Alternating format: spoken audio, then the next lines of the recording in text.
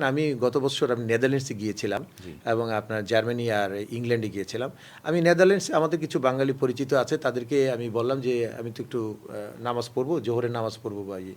আসেন আসেন আসেন না, আমাকে নিয়ে গেলো কোথায়, আপনার একটা চার্চে নিয়ে গেলো।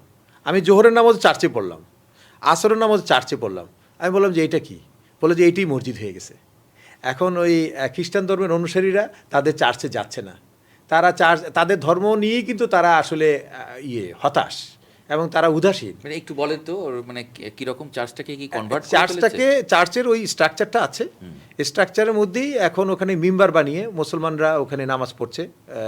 আপনার প্রাত্যহিক নামাজ, জুমার নামাজ, ঈদের নামাজ সবই হচ্ছে সেখানে। আমি আজকে থেকে আপনার 30 বছর আগে আপনার নেদারল্যান্ডসে ছিলাম।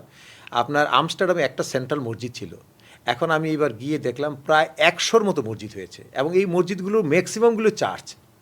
90% উপরেই হলো আপনার পুরনো যে চার্চগুলো তারা বিক্রি করে ফেলেছে মুসলমানদের কাছে, যে আমাদের ধর্মের অনুসারীরা তো আমাদের কাছে আসে না, তোমাদের ধর্মের লোকজন তো দিন দিন বেড়ে যাচ্ছে, তো ঠিক আছে। এবং মুসলমানরাও মানে অনেক টাকা দিয়ে ওই চার্চগুলো কিনে নিচ্ছে এবং সেখানে মসজিদ হচ্ছে। তো এটা কি আপনার ইসলামের যে একটা প্রচার বা যে একটা প্রসার ইউরোপে, এবং সেখানে আমি অনেক হোয়াইট পিপলকে দেখেছি যারা আপনার ডাচ পিপল, তারাও কিন্তু নামাজ পড়ছে।